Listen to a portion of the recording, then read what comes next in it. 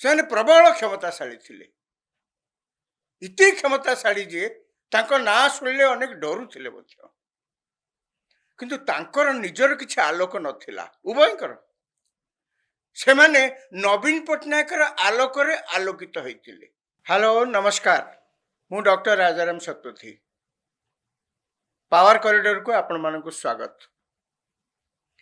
ସାମ୍ବାଦିକ ରୁବେନ ବାନାର୍ଜୀଙ୍କର ନବୀନ ପଟ୍ଟନାୟକ ଉପରେ ବହି ଗୋଟେ ପ୍ରକାଶିତ ହୋଇଥିଲା। ତାର ରିଭାଇଜ୍ଡ ଏଡିସନ ୟା ଭିତରେ ପ୍ରକାଶିତ ହୋଇଛି ଏବଂ ଏହି ରିଭାଇଜ୍ଡ ଏଡିସନରେ ସେତେବେଳେ ଯେ ସର୍ବେସର୍ବା ଥିଲେ ବିଜେଡି ଦଳର ଭିକେ ପାଣ୍ଡିଆନଙ୍କ କଥା ତା ଭିତରେ କିଛି ଅଛି, ଯାହା ବର୍ତ୍ତମାନ ଚାରିଆଡ଼େ ଆଲୋଚନା ହେଉଛି। ଏବଂ ସେଥିରେ ଯାହା କୁହାଯାଇଛି ତାର ସାରମର୍ମ ହେଲା ବା ମୋଟାମୋଟି କଥା ହେଲା, ଯାହା ଅନେକ କହୁଛନ୍ତି ଯେ ବିଜେଡି ଦଳ 2024 ନିର୍ବାଚନରେ ହାରିଯିବାର ପ୍ରମୁଖ କାରଣ ହେଉଛନ୍ତି ଭିକେ ପାଣ୍ଡିଆନ। କଥା ହେଉଛି ସେ କ'ଣ କରିଥିଲେ, କ'ଣ ନ କରିଥିଲେ, କେମିତି ତାଙ୍କ ଯୋଗୁଁ ଦଳ ହାରିଲା, ମୁଁ ସେ ବିଷୟକୁ ଏତେ ଯିବାକୁ ଚାହୁଁନି। ମୁଁ କେବଳ ଆପଣମାନଙ୍କ ଦୃଷ୍ଟିକୁ ଆଉ ଗୋଟେ ବଢ଼ିଆ ଇଣ୍ଟରେଷ୍ଟିଂ କଥା ଆଣିବାକୁ ଚାହେଁ ଯେ ଯେତେବେଳେ ଓଡ଼ିଶାର ରାଜନୀତି ବାବଦରେ ଏବେ ମଧ୍ୟ ଯେକୌଣସି ଜାଗାରେ ଯେଉଁ ପ୍ରକାର ଆଲୋଚନା ବି ହଉ ଓଡ଼ିଶାର ରାଜନୀତି ବାବଦରେ ଆପଣମାନେ ଲକ୍ଷ୍ୟ କରିଥିବେ ଦୁଇଟି ବ୍ୟକ୍ତିଙ୍କ ବାବଦରେ ସେ ଆଲୋଚନା ନିଶ୍ଚିତ ସେଥିରେ ଆଲୋଚନାରେ ଭାଗ ନିଅନ୍ତି। ସେମାନେ ଏ କଥା ନିଶ୍ଚିତ ଭାବରେ ଏ ଦୁଇଟି ଚରିତ୍ର ସେ ଆଲୋଚନା ଭିତରକୁ ପଶି ଆସନ୍ତି। ଓଡ଼ିଶାରେ ଏପର୍ଯ୍ୟନ୍ତ ଯେକୌଣସି ଜାଗାରେ ଯେଉଁ ସମୟରେ ଯେଉଁ ବୟସର ବ୍ୟକ୍ତିମାନେ ରାଜନୀତି ବାବଦରେ ଆଲୋଚନା କରନ୍ତୁ ନା କାହିଁକି, ଏଇ ଦୁଇ ଜଣ ବ୍ୟକ୍ତି ସେ ଆଲୋଚନା ଭିତରକୁ ଯେମିତି ହେଲେ ଆସନ୍ତି। ସେମାନେ କିଏ? ଜଣେ ହେଉଛନ୍ତି ପ୍ୟାରୀମୋହନ ମହାପାତ୍ର, ଆଉ ଜଣେ ହେଉଛନ୍ତି ଭିକେ ପାଣ୍ଡିଆନ। ଏ ଦୁଇଟି ଚରିତ୍ର ଭିତରେ କ'ଣ ଆମେ ସବୁ ଦେଖୁଛେ? ଏ ଦୁଇଟି ଚରିତ୍ର ବିଷୟରେ ଆପଣ ଲକ୍ଷ୍ୟ କରିବେ ଯେ ଏମାନେ ନବୀନ ପଟ୍ଟନାୟକଙ୍କର ଏକ ପ୍ରକାର କହିବାକୁ ଗଲେ ଗୁମାସ୍ତା ହେଇକିରି ଥିଲେ। ତାଙ୍କର ସବୁ କିଛି ସେ ଥିଲେ। ସେମାନେ ଦଳ ଚଳାଉଥିଲେ। ଦଳ ତାଙ୍କ ବିନା କିଛି ଆଉ ଅଲଗା କଥା ଚିନ୍ତା କରିପାରୁନଥିଲା। ବାଘ ନ ଦେଖିଲେ ବିଲେଇ ଦେଖ ବୋଲି ଓଡ଼ିଆରେ ଯେମିତି ଗୋଟେ କଥା ଅଛି। ଆପଣ ଯଦି ନବୀନ ପଟ୍ଟନାୟକଙ୍କୁ କିଛି ଭେଟିକିରି କହି ନ ପାରୁଛନ୍ତି, ଆପଣ ପ୍ୟାରୀ ମହାପାତ୍ର ହୁଅନ୍ତୁ ବା ଭିକେ ପାଣ୍ଡିଆନ ତାପରେ ହୁଅନ୍ତୁ, ତାଙ୍କୁ କହିଦେଲେ କଥା ହେଇଗଲା ବୋଲିକିରି ଲୋକେ ଧରି ନେଉଥିଲେ। ତାହେଲେ ଦି ଜଣଙ୍କ ଭିତରେ କ'ଣ ଥିଲା? ଏମିତି ଆପଣ ଲକ୍ଷ୍ୟ କରିବେ ଦି ଜଣଙ୍କ ଭିତରେ ଅନେକ ସାମଞ୍ଜସ୍ୟ ଅଛି। କ'ଣ ନା ସେମାନେ ଉଭୟ 2000ରୁ 2012 ପ୍ୟାରୀମୋହନ ମହାପାତ୍ର ଏବଂ 2012ରୁ ବର୍ଷେ କି 1.5 ବର୍ଷ ଖଣ୍ଡେ କଳ୍ପତରୁ ଦାସ ବୋଧେ ଦାୟିତ୍ୱରେ ଥିବେ। ସେ କ'ଣ କରୁଥିବେ 24 ପର୍ଯ୍ୟନ୍ତ କଥା କହିବାକୁ ଗଲେ ଆଉ 12 ବର୍ଷ ଇଏ ଭିକେ ପାଣ୍ଡିଆନଙ୍କ ରାଜତ୍ୱ ଥିଲା ଓଡ଼ିଶାରେ। ଆଉ ତାଙ୍କ ବିନା ଓଡ଼ିଶାର ରାଜନୀତିରେ ଆଉ କୌଣସି ବ୍ୟକ୍ତିତ୍ୱ ନଥିଲେ ଯାହାଙ୍କୁ ଯାଇକିରି କିଏ ଜଣେ ଗୁହାରି କରିବ ବା ତାଙ୍କୁ ଭେଟିବ, ସେ ଟିକେଟ ପାଇବା ପାଇଁ ହଉ କି ଅନ୍ୟ କୌଣସି ରାଜନୈତିକ କାମରେ ହଉ କିମ୍ବା ସାଧାରଣ ଲୋକଙ୍କର ଯାହା କିଛି ଗ୍ରିଭାନ୍ସ ମଧ୍ୟ ଅଛି, ଏଇ ଦୁଇ ଜଣଙ୍କ ପାଖରେ ଯାଇ ପହଞ୍ଚୁଥିଲା। ସେମାନେ ପ୍ରବଳ କ୍ଷମତାଶାଳୀ ଥିଲେ। ଇତି କ୍ଷମତାଶାଳୀ ଯେ ତାଙ୍କ ନାଁ ଶୁଣିଲେ ଅନେକ ଡରୁଥିଲେ ମଧ୍ୟ। କିନ୍ତୁ ତାଙ୍କର ନିଜର କିଛି ଆଲୋକ ନଥିଲା ଉଭୟଙ୍କର। ସେମାନେ ନବୀନ ପଟ୍ଟନାୟକର ଆଲୋକରେ ଆଲୋକିତ ହୋଇଥିଲେ। ସମସ୍ତେ ତାଙ୍କୁ ଭାବୁଥିଲେ ସେ ପ୍ରବଳ କ୍ଷମତାଶାଳୀ ଥିଲେ, ପରାକ୍ରମୀ ଥିଲେ, କିନ୍ତୁ ତାଙ୍କର ନିଜର କିଛି ଆଲୋକ ନଥିଲା। ସେମାନେ ନବୀନ ପଟ୍ଟନାୟକର ଆଲୋକରେ ଆଲୋକିତ ହୋଇଥିଲେ। ଅର୍ଥାତ୍ କ୍ଷମତା ତ ତାଙ୍କ ହାତରେ ଥିଲା, କିନ୍ତୁ ଉଦ୍ଧାରୀ କ୍ଷମତା ନିଜର ତ କ୍ଷମତା ନୁହେଁ। ଯେତିକି ସମୟ ଆପଣ ଉଦ୍ଧାରରେ ଆଣିଥିବେ ସେତିକି ସମୟ ଆପଣ ବେଶ ପାୱାରଫୁଲ ଆପଣ ହେଇପଡ଼ିବେ। ସେଇଆ ହିଁ ତାଙ୍କ କ୍ଷେତ୍ରରେ ଥିଲା। ଉଭୟ 12 ବର୍ଷ, ଯାହା ମୁଁ କହିଲି 12 ବର୍ଷ ପର୍ଯ୍ୟନ୍ତ ଶାସନରେ ଥିଲେ, ଶାସନ କରୁଥିଲେ ତ ସେମାନେ ଡିଫ୍ୟାକ୍ଟୋ। କାଗଜପତ୍ରରେ ସିନା ନବୀନ ପଟ୍ଟନାୟକ ଥିଲେ, କିନ୍ତୁ ଏଇମାନେ ହିଁ ଶାସନ କରୁଥିଲେ ଏବଂ ପର ଆଲୋକରେ ଆଲୋକିତ ହେଇଥିଲେ। ସେତେବେଳେ ଆପଣମାନଙ୍କର ସମସ୍ତଙ୍କର ମନେ ଥିବ, ମୁଁ କେବଳ ମନେ ପକାଇ ଦେବାକୁ ଚାହୁଁଛି, 111 ଶହୀଦ ନଗର ଏ ନା ବୋଧେ ନବୀନ ନିବାସଠୁ ଅଧିକା ସମୟ ଲୋକମାନେ ଉଚ୍ଚାରଣ କରୁଥିବେ। 111 ଶହୀଦନଗର ନବୀନ ନିବାସ ଯୋଉଠି ମୁଖ୍ୟମନ୍ତ୍ରୀ ସେତେବେଳର ନବୀନ ପଟ୍ଟନାୟକ ରହୁଥିଲେ, ସେ ଶବ୍ଦ ଯେତେ ଉଚ୍ଚାରଣ ହଉନଥିବ ଏ ଶବ୍ଦର ବେଶୀ ଉଚ୍ଚାରଣ ହଉଥିଲା, ଲୋକଙ୍କ ମୁହଁରେ ଥିଲା। ଏବଂ ସେଠି ଭିଡ଼ ଲାଗୁଥିଲା, ଟ୍ରାଫିକ ମଧ୍ୟ ସେଠି କଣ୍ଟ୍ରୋଲ କରିବାକୁ ପଡୁଥିଲା। ଏମିତି ବଡ଼ ଶହୀଦନଗରରେ ତାଙ୍କ ଘର ଯୋଉଠି ଥିଲା, ଟ୍ରାଫିକ ମଧ୍ୟ କଣ୍ଟ୍ରୋଲ କରିବାକୁ ଥିଲା।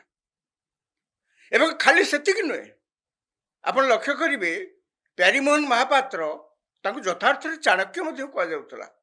କାହିଁକି ନା 2000, 2004, 2009 ଆପଣ ଦେଖିବେ ଯେତେ ସବୁ ନିର୍ବାଚନ ହେଇଛି ଏଇ ସମୟ ଭିତରେ, ସାଧାରଣ ନିର୍ବାଚନ, ପ୍ୟାରୀମୋହନ ମହାପାତ୍ର ଯେତିକି ସଂଖ୍ୟାରେ ବିଜେଡି ଜିତିବ ବୋଲି କହୁଥିଲେ, ଠିକ ସେଇଆ ହିଁ ହଉଥିଲା।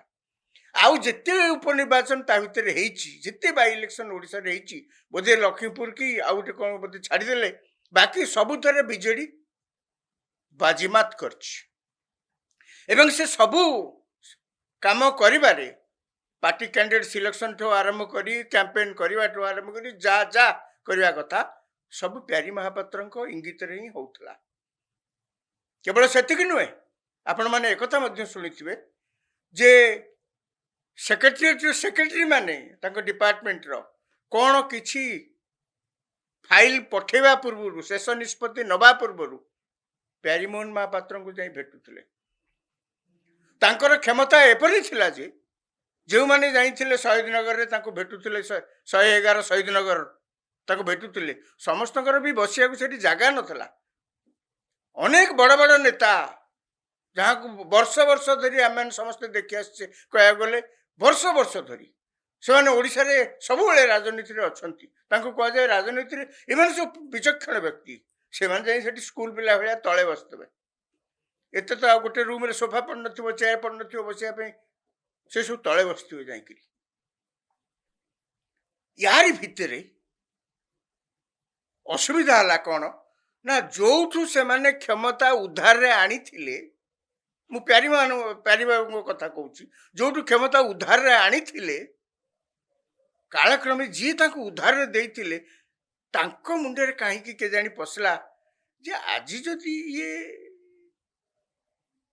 ମୋଠୁ କ୍ଷମତା ଟିକେ ଉଦ୍ଧାର ନେଇକିରି ଏତେ କାମ କରିପାରୁଛନ୍ତି, କାଲି ସକାଳେ ସିଏ କାହିଁ ମୋ ଚେୟାରଟାକୁ ଠେଲି ନଦେବେ, ମୋ ଚେୟାରରେ କାହିଁ ସିଏ ବସି ନଯିବେ। ଏବଂ ଆପଣମାନେ ଜାଣିଥିବେ ଯେତେବେଳେ କ୍ଷମତା ଯାହାଙ୍କ ପାଖକୁ ଆସେ, ଅନେକ ଲୋକ ତାଙ୍କ ଚାରିକଡ଼ ଯାକ ରୁଣ୍ଡ ହେଇକିରି ଗୁଣୁଗୁଣୁ ଶବ୍ଦ କରିକିରି ତାଙ୍କୁ ଖୋସାମତ କରି ତାଙ୍କୁ ଖୁସି କରିବାରେ ଲାଗି ପଡ଼ନ୍ତି। ଏମିତି ବି ହେଲା, ପ୍ୟାରୀ ମହାପାତ୍ରଙ୍କ ଜୀବନରେ ମଧ୍ୟ ଏମିତି ଘଟିଲା। ବିଭିନ୍ନ ଜାଗା ଯେତେବେଳେ ସେ ଗଲେ, ହଠାତ୍ ଦିନେ ନବୀନ ପଟ୍ଟନାୟକ ତାଙ୍କୁ କହିଲେ, ମୋ ଫଟୋ ନୁ ତୁମ ଫଟୋ କ'ଣ ଏଠି ବଡ଼ ହେଇକି ଲାଗିଛି। ସେତେବେଳେ ସେ ଥରେ ଯାଇଥିଲେ ଚିଲିକା ଯାଇଥିଲେ, ଏବଂ ଚିଲିକାରେ ସେତେବେଳେ ବିଧାୟକ ଯିଏ ଥିଲେ ରଘୁ ସାହୁ ଥିଲେ, ସିଏ ତାଙ୍କୁ ସେଠି ସମ୍ବର୍ଦ୍ଧନା ଜଣାଇବା ପାଇଁ କ'ଣ ଗୋଟେ ଗେଟ୍ ଫେଟ୍ ବୋଧେ କରିଥିବେ, ଯାହା ସାଧାରଣ ଲୋକ ନେତାମାନେ କରନ୍ତି ସେଠି କରିଥିଲେ। ସେଠି ନବୀନ ପଟ୍ଟନାୟକଙ୍କର କଟଆଉଟ୍ ଅପେକ୍ଷା ପ୍ୟାରୀମୋହନ ମହାପାତ୍ରଙ୍କର କଟଆଉଟ୍ଟା ଟିକେ ବଡ଼ ହେଇଯାଇଥିଲା। ନବୀନ ପଟ୍ଟନାୟକ କାହିଁକି ବଡ଼ ହେଇଯାଇଛି, ଖାଲି ସେଇଠି ନୁହେଁ, ଅନ୍ୟାନ୍ୟ କେତେକ ଜାଗାରେ ମଧ୍ୟ ଏମିତି ସେ ଦେଖିଲେ, ଆଉ କିଛି ବେଶୀ ଦେଖିନାହାନ୍ତି। ଏତିକି କେବଳ ଦେଖୁ ଦେଖୁ ତାଙ୍କ ମନରେ ସନ୍ଦେହ ହେଲା, ଯଦି କଟଆଉଟ୍ ମୋର ଆସ୍ତେ ଆସ୍ତେ ଛୋଟ ହେଇଗଲାଣି, ଆଙ୍କ କଟଆଉଟ୍ ବଡ଼ ହେଇଗଲାଣି, ତାହେଲେ ଏ ତ ଭୟଙ୍କର ପରିସ୍ଥିତି ସୃଷ୍ଟି କରିପାରେ। ଏମିତି ବି ଆମେ ସମସ୍ତେ ଜାଣିଛେ, ନବୀନ ପଟ୍ଟନାୟକ ଯେହେତୁ ଶାସନ ଫାସନ କିଛି ଭଲ କିଛି ବୁଝନ୍ତିନି, କିଛି ନାହିଁ, ସେ ତାଙ୍କର ଘରେ ତାଙ୍କର ଥାଆନ୍ତି, ନା ସେ ଭାଷା ବୁଝନ୍ତି, ନା ଓଡ଼ିଶାର ଇତିହାସ ଭୂଗୋଳ ତାଙ୍କୁ କିଛି ଜଣା ଅଛି, ତାଙ୍କୁ ସେ କେବଳ ବିଜୁ ପଟ୍ଟନାୟକ ପୁଅ ବୋଲି ଆଣିକିରି ବସେଇଥିଲେ, ଏ କଥା ଆମେ ଜାଣିଛେ। କିନ୍ତୁ କ୍ଷମତାରେ ଥରେ ବସିଗଲେ ସେ ତ କ୍ଷମତା ତ ମୁଣ୍ଡକୁ ଚଢ଼ିଯାଏ ନା, ତାକୁ କଣ୍ଟ୍ରୋଲ କରିବା ବି ବହୁତ ସମୟରେ ବହୁତ ଲୋକଙ୍କ ପାଇଁ କଷ୍ଟ ହେଇପଡ଼େ। ତେଣୁ ସିଏ ସନ୍ଦେହ କଲେ, ଏବଂ ଆମେ ସମସ୍ତେ ଜାଣିଛେ ସିଏ ସବୁବେଳେ ଛାଇକି ବି ସନ୍ଦେହ କରନ୍ତି, କାଳେ କାଲି ସକାଳେ ଉଠିକିରି ମୋଠୁ ଚୌକିଟା ଛଡ଼େଇ ନେବ। ବିଜୟ ମହାପାତ୍ରଙ୍କୁ ତ ସେମିତି କରିକିରି ସେ ବିଦା କରିଦେଲେ ନା, ନଳିନୀ ମହାନ୍ତିଙ୍କୁ ତ ସେୟା କରିକିରି ସେ ବିଦା କରିଦେଇଥିଲେ ନା। ତାଙ୍କର ପ୍ରତିପତ୍ତି, ତାଙ୍କର ଲୋକପ୍ରିୟତା ଓଡ଼ିଶାରେ ବହୁତ ଥିଲା, ନହେଲେ ସେ 25 ବର୍ଷ କେମିତି ଶାସନ କଲେ। 24-25 ବର୍ଷ ଯିଏ ଶାସନ କରିଛନ୍ତି ତାଙ୍କର ତ ବିନା ଲୋକପ୍ରିୟତା ବୋଲି କହିବନି ନା, ଯୋଉ କାରଣ ହଉ ନା କାହିଁକି ସିଏ ଲୋକପ୍ରିୟ ଥିଲେ ଏବଂ ଡରୁଥିଲେ। କଟଆଉଟକୁ ଯେମିତି ଡରିଲେ, ତା ପୂର୍ବରୁ ମଧ୍ୟ ଯାହା ମୁଁ କହିଲି ବିଜୟ ମହାପାତ୍ରଙ୍କଠୁ ଆରମ୍ଭ କରି ନଳିନୀ ମହାନ୍ତି ଅନ୍ୟମାନଙ୍କ କେସରେ ମଧ୍ୟ ସେଇଆ ସେ କରିଛନ୍ତି, କେବଳ ନିଜ ଚେୟାରକୁ ବଞ୍ଚେଇବା ପାଇଁ। ଏମିତି ପରିସ୍ଥିତି ହେଲା। ସେ ଯେଉଁ ବଡ଼ ଘଟଣା ତାପରେ ହେଲା, ନବୀନ ପଟ୍ଟନାୟକ ବିଦେଶ ଗସ୍ତରେ ଯାଆନ୍ତି ଏବଂ ସେଠାରେ ତାଙ୍କୁ ହଠାତ୍ କହି ଦିଆଯାଏ ଯେ ଆପଣଙ୍କ ଦଳର ବହୁତ ଏମଏଲଏ ମାନଙ୍କୁ ବର୍ତ୍ତମାନ ପ୍ୟାରୀମୋହନ ମହାପାତ୍ର ଏକାଠି କରି ବିଦ୍ରୋହ କରି ଗଭର୍ଣ୍ଣରଙ୍କୁ ଭେଟି ଆପଣଙ୍କ ଅବର୍ତ୍ତମାନରେ ମାନେ ଆପଣ ଯେତେବେଳେ ସେଠି ଅଛନ୍ତି ସିଏ ସରକାର କରିଦେବାକୁ ଏଠି ବସିଛନ୍ତି, ତେଣୁ ଆପଣ କ'ଣ କରିବା କଥା କରନ୍ତୁ, ନହେଲେ ଅବସ୍ଥା ବିଗିଡ଼ିଯିବ। ଆଜ୍ଞା ସତରେ ଏ କଥା ଏମିତି କିଛି ହେଇଥିଲା? ଅନେକ ଲୋକ ତାକୁ ଅବିଶ୍ୱାସ କରନ୍ତି। ସେମାନେ ମଧ୍ୟ କୁହନ୍ତି ଯେ ଏ ଯେଉଁ ଡ୍ରାମା ସେଦିନ ହେଇଥିଲା ମେ 29 ତାରିଖ 2012, ସେ ରାତିର ଯେଉଁ ଘଟଣା, ଅନେକ ତାକୁ କହନ୍ତି ଯେ ଏଇଟା କେବଳ ଏହାର ପ୍ରଯୋଜକ ଏବଂ ନିର୍ଦ୍ଦେଶକ ନିଜେ ନବୀନ ପଟ୍ଟନାୟକ ହିଁ ଥିଲେ। ତାଙ୍କୁ ପଚାରିଲେ କେମିତି ଥିଲେ, ସିଏ କ'ଣ କରିଥିଲେ? ଆକୁ ପ୍ୟାରୀମୋହନ ମହାପାତ୍ର ତ ଲୋକଙ୍କୁ ଜୁଟଉଥିଲେ, ଏମଏଲଏଙ୍କୁ ଜୁଟଉଥିଲେ, ସେ ଯାଇକିରି ସେଠି ଗଭର୍ଣ୍ଣରକୁ ଭେଟି ସରକାର କରିଥାନ୍ତେ। ନବୀନ ପଟ୍ଟନାୟକ ଆସିଲା ବେଳକୁ ତାଙ୍କର ଆଉ ସରକାର ନଥାନ୍ତା। ଏଇଆ ତ ଯୋଜନା ଥିଲା ବୋଲିକିରି ଅଭିଯୋଗ ହେଉଥିଲା। ଆପଣ କେମିତି ଜାଣିଲେ ସିଏ ପ୍ରଯୋଜକ ଏବଂ ସିଏ ନିର୍ଦ୍ଦେଶକ?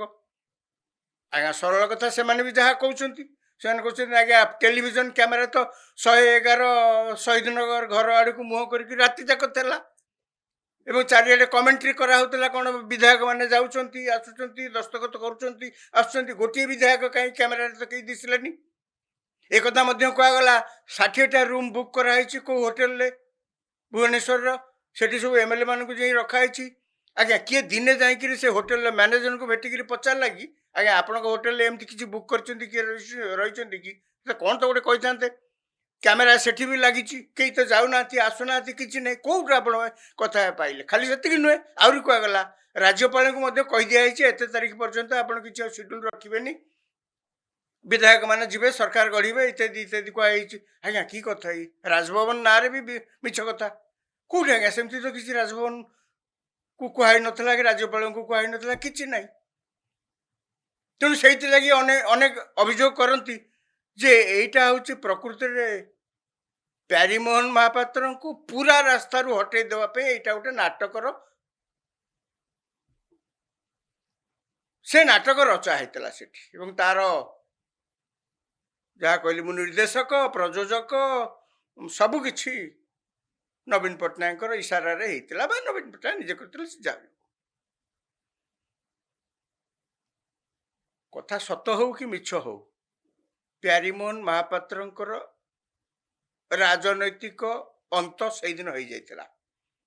ନବୀନ ପଟ୍ଟନାୟକ ତାକୁ ସେ ପ୍ରଯୋଜକ ଥାଆନ୍ତୁ କି ନଥାନ୍ତୁ, ଆଉ ଯିଏ କରିଥାନ୍ତୁ, ମିଛରେ ସତ୍ୟରେ, ସେ କଥାକୁ ମୁଁ ଯାଉନି, କିନ୍ତୁ ଏକଥା ସତ, ସେଇ ଘଟଣା ପରଠାରୁ, ସେଇ ରାତିର ଘଟଣା ପରଠାରୁ ପ୍ୟାରୀମୋହନ ମହାପାତ୍ରଙ୍କ ରାଜନୈତିକ ଜୀବନ ଅନ୍ତ ହୋଇଥିଲା। ଆର ଅଳ୍ପ ଦିନ ପର୍ଯ୍ୟନ୍ତ ସେ ଥିଲେ, ଆଉ କିଛି ପର୍ଯ୍ୟନ୍ତ ସେ ରାଜ୍ୟସଭାର ଏମ୍ପି ଯେହେତୁ ଇଲେକ୍ଟେଡ୍ ହେଇଯାଇଥିଲେ ସେ ଥିଲେ, କିନ୍ତୁ ଆଉ ଓଡ଼ିଶା ରାଜନୀତିରୁ ସେ ସବୁଦିନ ପାଇଁ ଅପସରି ଯାଇଥିଲେ। ତାପରେ ମୋର ମନେ ଅଛି ମୁଁ ତାଙ୍କୁ ଯାଇକିରି ସେତେବେଳେ ଗୋଟେ ଇଣ୍ଟରଭ୍ୟୁ କରିଥିଲି। ଇଣ୍ଟରଭ୍ୟୁରେ ତାଙ୍କୁ ପଚାରିଥିଲି, ମୁଁ କହିଲି ଆପଣ ଏମିତି କାମ କାହିଁ କଲେ? ସେ ମଧ୍ୟ ମୋତେ ଉତ୍ତରରେ ସେୟା କହିଲେ, କେଉଁଠି ଆପଣ ଦେଖିଛନ୍ତି ମୁଁ ଏମିତି କାମ କଲି? କେଉଁଠି ବିଧାୟକ ଆସିଥିଲେ ଆପଣ ଦେଖିଛନ୍ତି? କିଏ ଦେଖିଛି? ତାଛଡ଼ା ବର୍ଷେ ଆଉ 1.5 ବର୍ଷ ଇଲେକ୍ସନ ଅଛି। ଏଇ ଇଲେକ୍ସନ ପୂର୍ବରୁ ମୁଁ ଯଦି ଏଇ କାମ କରେ କେତେ ଦିନ କ୍ଷମତାରେ ରହିବି? ବର୍ଷେ କି 1.5 ବର୍ଷ ଖୁବ୍ ହେଲେ ରହିବି। ତାପରେ ଲୋକ କ'ଣ ମୋତେ ଭୋଟ ଦେବେ? ତାପରେ କୁଆଡ଼େ ଯିବି? ତେଣୁ ମୁଁ ତ ଏତେ ବୋକା ଲୋକ ନୁହେଁ ଯେ ଏଇ କାମ କରିବି। ମୁଁ ସେଇଥିଲାଗି କହିଲି, ସେ ସତ କହିଥାନ୍ତୁ ମିଛ କହିଥାନ୍ତୁ, ଯିଏ ତାଙ୍କ ନାଁରେ ଯାହା କହିଥାନ୍ତୁ, ପ୍ରତ୍ୟେକ କଥା ସତ, ତାଙ୍କର ରାଜନୈତିକ ଅନ୍ତ ସେଇଦିନ ହେଇଯାଇଥିଲା। ଅର୍ଥାତ୍ ଆପଣ ଥରେ ଭାବନ୍ତୁ, ସେଇ ରାତିରେ ଯଦି କଂଗ୍ରେସ ଦଳ କ୍ଷମତାରେ ଥିଲେ, ସେତେବେଳେ ସେମାନେ ୟୁପିଏ ସରକାର ଥିଲେ, କଂଗ୍ରେସ ହାଇକମାଣ୍ଡ ଟିକିଏ ଯଦି କାନ୍ଧ ଲଗେଇଥାନ୍ତେ କି ବିଜେପି ଦଳ କି ଟିକିଏ ଯଦି କାନ୍ଧ ଲଗେଇଥାନ୍ତେ, ସେମାନେ ଯଦି ବିଜେଡି ଦଳରୁ କିଛି ଲୋକ ଆସିକିରି ସେଠାରେ ମିଶିଥାନ୍ତେ ଏବଂ ସରକାର ସତରେ ପରିବର୍ତ୍ତନ ହେଇଯାଇଥାନ୍ତା, ଓଡ଼ିଶାର ରାଜନୈତିକ ସ୍ଥିତି ଆଜି ତ କିଛି ଅଲଗା ଥାନ୍ତା ନା। କିନ୍ତୁ ଶେଷ ମୁହୂର୍ତ୍ତରେ ସବୁକିଛି ଫେଲ୍ ହେଇଗଲା। ମାନେ ଟିକିଏ ଯଦି ହେଇଥାନ୍ତା ପ୍ୟାରୀମୋହନ ମହାପାତ୍ର ନିର୍ଦ୍ଦେଶ ରେ ପ୍ୟାରୀମୋହନ ନେତୃତ୍ୱରେ ଓଡ଼ିଶାର ରାଜନୈତିକ ଚିତ୍ର ଆଉ କିଛି ଅଲଗା ହେଇଥାନ୍ତା, ହେଇଗଲାନି। ଶେଷ ସମୟରେ ଜୀବନର କ୍ରୁସିଆଲ ବ୍ୟାଟେଲରେ ସେଇଦିନ ପ୍ୟାରୀମୋହନ ମହାପାତ୍ର ହାରି ଯାଇଥିଲେ। ଜହ୍ନ ଯେମିତି ସୂର୍ଯ୍ୟର ଆଲୋକରେ ଆଲୋକିତ, ସେଇଦିନ ଅମାବାସ୍ୟା ହେଇଯାଇଥିଲା ପ୍ୟାରୀମୋହନ ମହାପାତ୍ରଙ୍କ ରାଜନୈତିକ ଆକାଶରେ। ଆଉ ସେଦିନ ତାଙ୍କ ପାଇଁ ଜହ୍ନ ଉଠି ନଥିଲା, ସୂର୍ଯ୍ୟ ଆଲୋକ ଦେଇ ନଥିଲେ। ଏବେ ଆସନ୍ତୁ ଭିକେ ପାଣ୍ଡିଆନ 2012 ପରେ, ଯାହା ମୁଁ କହୁଥିଲି ବର୍ଷେ 1.5 ବର୍ଷ ପର୍ଯ୍ୟନ୍ତ କୌଣସି ପ୍ରକାର କାମଚଳା ନବୀନ ପଟ୍ଟନାୟକ କାମଚଳା କାମରେ ଥିଲେ। ଆକୁ ଆଜି ତାକୁ ସେଠି କୋଉ ସେକ୍ରେଟାରୀ, କୋଉ ଚିଫ ସେକ୍ରେଟାରୀ, କଳ୍ପତରୁ ବାବୁ ଇତ୍ୟାଦି ଇତ୍ୟାଦି କିନ୍ତୁ କାମ ଚଳାଇଲେ। ତାପରେ ହଠାତ୍ ତାଙ୍କ ଆଗରେ ସେ ଆବିଷ୍କାର କଲେ ବା ତାଙ୍କ ଆଗରେ ଉଭା ହେଲେ ଜଣେ ସରକାରୀ କର୍ମଚାରୀ ଭିକେ ପାଣ୍ଡିଆନ। ଏବଂ ତାଙ୍କୁ ମଧ୍ୟ ଦେଖାଗଲା ସେ ମଧ୍ୟ ସେଇ ଜହ୍ନ ସୂର୍ଯ୍ୟଠୁ ଉଦ୍ଧାର ଆଣିକିରି ଆଲୋକିତ ହେବାକୁ ଲାଗିଲେ। ତାଙ୍କର ନିଜର ବି ଆଲୋକ ନଥିଲା, ସିଏ ବି ସେମିତି ଉଦ୍ଧାରୀ କ୍ଷମତା ପ୍ରାପ୍ତ ହେଇ ପ୍ରବଳ କ୍ଷମତାଶାଳୀ ବ୍ୟକ୍ତି ଭାବରେ ସେ ଓଡ଼ିଶାର ରାଜନୀତିରେ ବିଚରଣ କରିବାକୁ ଆରମ୍ଭ କଲେ। କେବଳ ସବୁ ଜାଗାରେ କହିଲେ, ପ୍ୟାରୀ ମହାପାତ୍ର ଏ କଥା ଏଇ ଭାଷାରେ ହୁଏତ ନ କହିଥାଇ ପାରନ୍ତି, କିନ୍ତୁ ଇଏ ସବୁ ଜାଗାରେ କହିଲେ ମୁଖ୍ୟମନ୍ତ୍ରୀ ସେ ଯାହା ମୋତେ ନିର୍ଦ୍ଦେଶ ଦେଇଛନ୍ତି ମୁଁ କରୁଛି, ସେ ହେଉଛନ୍ତି ନେତା, ସେ ସମସ୍ତଙ୍କର ନେତା କହି ମୁଖ୍ୟମନ୍ତ୍ରୀଙ୍କ ନାଁ ସେ ଘୋଷିବାରେ ଲାଗିଲେ। କିନ୍ତୁ ପ୍ରକୃତ କ୍ଷମତା ସେଇ ଉପଭୋଗ କଲେ ଏବଂ ପ୍ରକୃତ କ୍ଷମତାଶାଳୀ ମଧ୍ୟ ସେ ହେଲେ। ତାଙ୍କ ଇସାରାରେ ସବୁକିଛି ଚାଲିଲା, ତାଙ୍କ ଇସାରାରେ ସବୁକିଛି ଚାଲିଲା। ସେ 2019 ଇଲେକ୍ସନ କଥା ହଉ କି ଅନ୍ୟ ଯାହା କିଛି ହଉ, ଶାସନ ବ୍ୟବସ୍ଥା, ଶାସନ କଳ କିଛି ତାଙ୍କର ବିନା ଅନୁମତିରେ ହଲିବାକୁ ମଧ୍ୟ ସାହସ କଲେ ନାହିଁ। ଏତେବେଳେ ଥିଲା, ପୂର୍ବରୁ ସିନା ଥିଲା 111 ଶହୀଦ ନଗର। ପାଣ୍ଡିଆନ ଆସିଲା ପରେ ସବୁ ଲୋକଙ୍କ ମୁହଁରେ ଗୋଟିଏ କଥା ହେଲା, ଥାର୍ଡ ଫ୍ଲୋର। ଏ ଶବ୍ଦ ସବୁ ଲୋକଙ୍କ ମୁହଁରେ ଚାଲିଲା।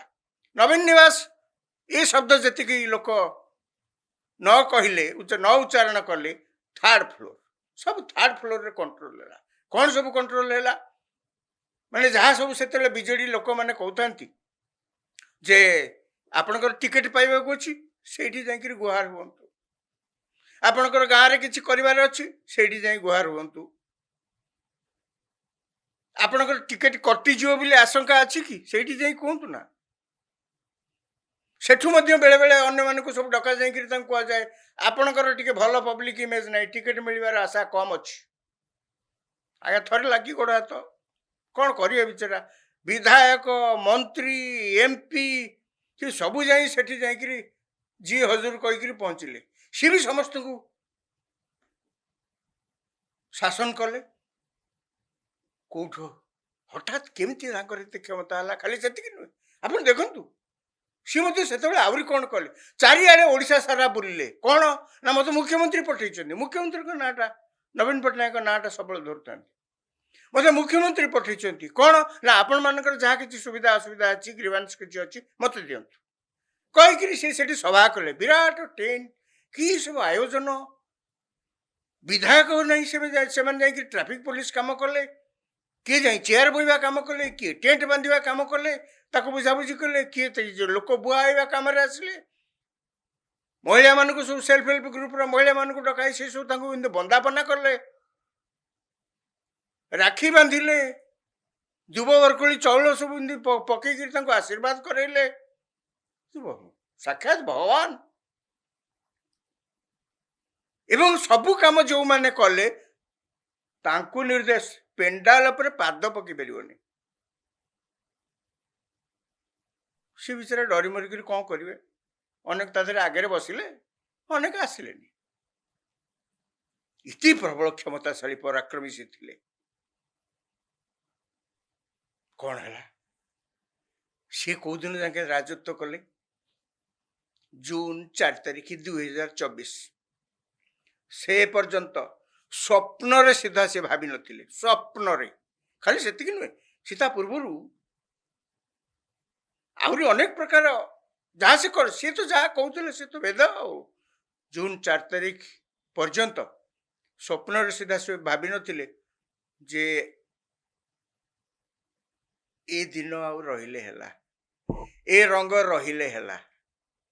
ସେ ରଙ୍ଗ ଛାଡ଼ିଗଲା ଜୁନ୍ 4 ତାରିଖ 2024 ମସିହାରେ ଶେଷ ମୁହୂର୍ତ୍ତରେ ଆପଣ ଭାବିଲେ 51 ହେଲା, ଆଉ ଯଦି କୋଉଠି କେମିତି 10-20 ଥାନ୍ତା, କଣ ହେଇଥାନ୍ତା ଆଜି ଓଡ଼ିଶାର ରାଜନୈତିକ ପାଣିପାଗ, କଣ ହେଇଥାନ୍ତା ଆଜି ଓଡ଼ିଶାର ଶାସନ ବ୍ୟବସ୍ଥା, କଣ ହେଇଥାନ୍ତେ ସେ ମହାତ୍ମା।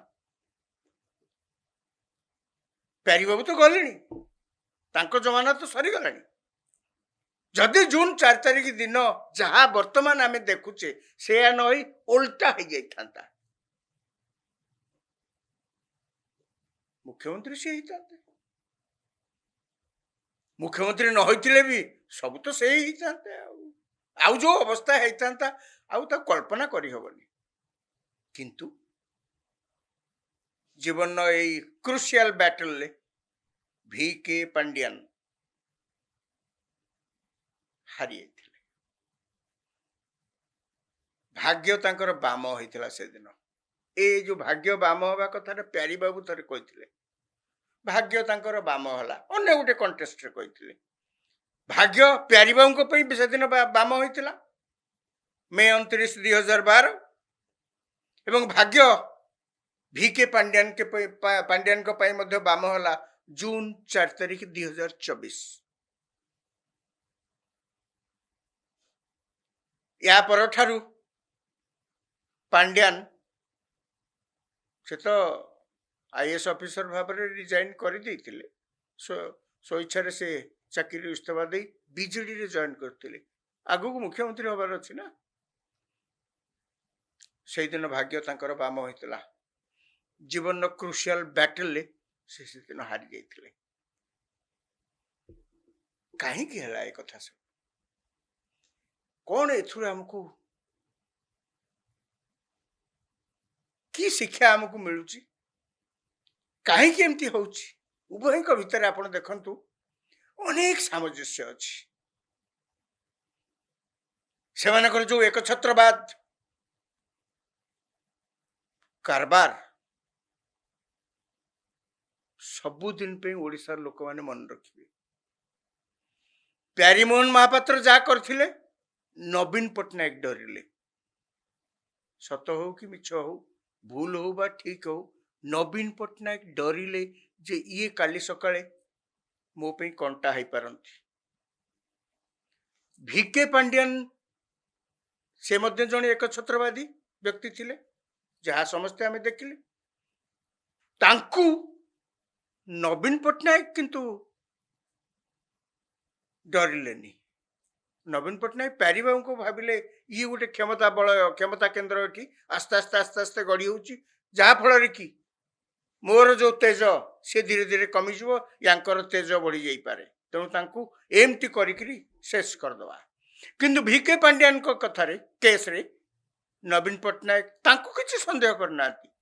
ଆଶଙ୍କା ପ୍ରକାଶ କଲେ, ଭୟ କଲେ, ସନ୍ଦେହ କଲେ। କିଏ ନା ସାରା ଓଡ଼ିଶାବାସୀ।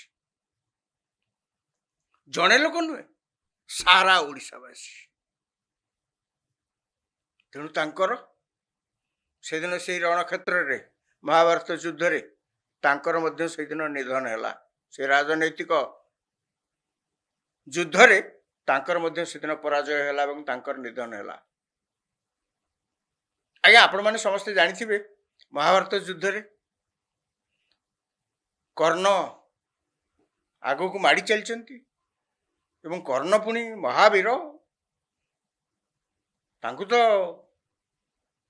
ମାରିବା ବଡ଼ କଷ୍ଟ। ସେ ଯୋଉ କବଚ ଆଗରୁ ପିନ୍ଧିଥିଲେ, ଅବଶ୍ୟ କୃଷ୍ଣ ତାଙ୍କୁ କପଟ କରିକିରି ତାଙ୍କଠୁ ସେଇଟା ନେଇଯାଇଛନ୍ତି। ତାପରେ ମଧ୍ୟ ରଥରେ ଯେ ପର୍ଯ୍ୟନ୍ତ ଅଛନ୍ତି ସେ ପର୍ଯ୍ୟନ୍ତ ତାଙ୍କର କିଛି ହବାର ନାହିଁ। କିନ୍ତୁ ତାଙ୍କର ଅଭିଶାପ ଏଇଆ ଥିଲା, ଜୀବନର କ୍ରୁସିଆଲ ବ୍ୟାଟଲରେ ତୁମେ ଦିନେ ହାରିଯିବ। କ୍ରୁସିଆଲ ବ୍ୟାଟଲ। ସେଦିନ ରଣକ୍ଷେତ୍ରରେ କ'ଣ ହେଲା? କର୍ଣ୍ଣଙ୍କ ରଥ ହଠାତ୍ ଖାଲରେ ପଡ଼ିଲା। କର୍ଣ୍ଣ ଯେତେ ଚେଷ୍ଟା କଲେ ଖାଲରୁ ଉଠିଲାନି। ନିଜେ ଆସିଲେ ତଳକୁ ଓହ୍ଲେଇ ଟେକିଲେ, ଆଉ ରଥ କିନ୍ତୁ ଆଗକୁ ଉଠୁନି। ସେଦିନ ଥିଲା କର୍ଣ୍ଣଙ୍କର ଶେଷ। ୟା ପରେ ସିଏ ଆଉ ମହାଭାରତରେ ଅଦୃଶ୍ୟମାନ ହେଇଗଲେ। କାହିଁକି? କ'ଣ ଏଡ଼େ ବଡ଼ ମହାବୀରଙ୍କର ହେଇଥିଲା ସେଦିନ ଯେ ସେ ସବୁଦିନ ପାଇଁ ଲୁଚିଗଲେ? ତାର କାରଣ ହେଉଛି ସେ ଧର୍ମ ସହିତ ନଥିଲେ। ଶ୍ରୀକୃଷ୍ଣ ଗୋଟେ ଜାଗାରେ କହିଛନ୍ତି, ହେ ପାଣ୍ଡବ ମାନେ, ମୁଁ ତୁମ ପାଖରେ ଯଦି ଅଛି, ଭାବନା ତୁମ ସହିତ ସମ୍ପର୍କ ଯୋଗୁଁ ଏଠି ଅଛି ନା। ମୁଁ ଯଦି ତୁମ ପାଖରେ ଅଛି, ତାର କାରଣ ହେଉଛି ଧର୍ମ ତୁମ ପାଖରେ ଅଛି, ସତ୍ୟ ତୁମ ପାଖରେ ଅଛି, ସେଇଥିପାଇଁ ମୁଁ ଏଠି ଅଛି। କର୍ଣ୍ଣ ଯଦି ଏତେ ବଡ଼ ମହାବୀର, ସେ ଯଦି ସେଦିନ ତାଙ୍କର ଯାହା ହେଲା ପରିଣତି, ଶେଷ ପରିଣତି, ଦୁଃଖଦ ପରିଣତି, ତାର କାରଣ ହେଉଛି ସେ କୌରବମାନଙ୍କ ପଟରେ ଥିଲେ, ଦୁର୍ଯ୍ୟୋଧନଙ୍କ ପଟରେ ଥିଲେ, ଅସତ୍ୟର ପଟରେ ଥିଲେ, ଅଧର୍ମର ପଟରେ ଥିଲେ। ଏଇ ଯୋଉ ଦୁଇ ବ୍ୟକ୍ତି ଆମେ ଏତେ ସମୟ ଧରି ଆଲୋଚନା କରୁଥିଲେ, ତାଙ୍କର ରାଜନୈତିକ ଚରିତ୍ରକୁ, ମୋର କିଛି ତାଙ୍କର ବ୍ୟକ୍ତିଗତ ଚରିତ୍ର ବାବଦରେ କିଛି କହିବାର କିଛି କାରଣ ନାହିଁ। କିଛି ତାଙ୍କର ରାଜନୈତିକ ଚରିତ୍ରକୁ ଆମେ ଯୋଉ ଏତେ ସମୟ ଧରି ଆଲୋଚନା କରୁଥିଲେ, ସେଥିରୁ ଆମେ କ'ଣ ଦେଖିଲେ? ଏଡ଼େ ବଡ଼ ବଡ଼ ଲୋକ ଗୁଡ଼ାକ କେମିତି ଏମିତି ହେଇଗଲେ? ତାର କାରଣ ହେଉଛି ସେ ଧର୍ମରେ ନଥିଲେ। ସେ ଯାହାଙ୍କ ପାଇଁ କରୁଛନ୍ତି କିଛି ବୋଲି କହୁଥିଲେ, ତାହା କେବଳ ଗୋଟେ ପ୍ରତାରଣା ଥିଲା। ଏବଂ ସେଇ ପ୍ରତାରଣାରୁ ତାଙ୍କର ରାଜନୈତିକ ନିଧନ ହେଲା। ଆଗକୁ ଦେଖିବା ଆଉ କ'ଣ ହଉଛି। ପାୱାର କରିଡରରେ ତ ଏଇ ଚର୍ଚ୍ଚା। ଆଗକୁ ଦେଖିବା ପୁଣି ସେ କୋଉ ପାଣି କୁଆଡ଼େ ଯାଉଛି, ପୁଣି କିଏ ରାଜନୈତିକ ମଇଦାନରେ ଆସୁଛନ୍ତି, ସିଏ କେମିତି ବ୍ୟବହାର କରୁଛନ୍ତି, ସିଏ ତାଙ୍କର କ'ଣ ହଉଛି ନ ହଉଛି, ଆମେ ପୁଣି ଆଲୋଚନା କରିବା। ନମସ୍କାର।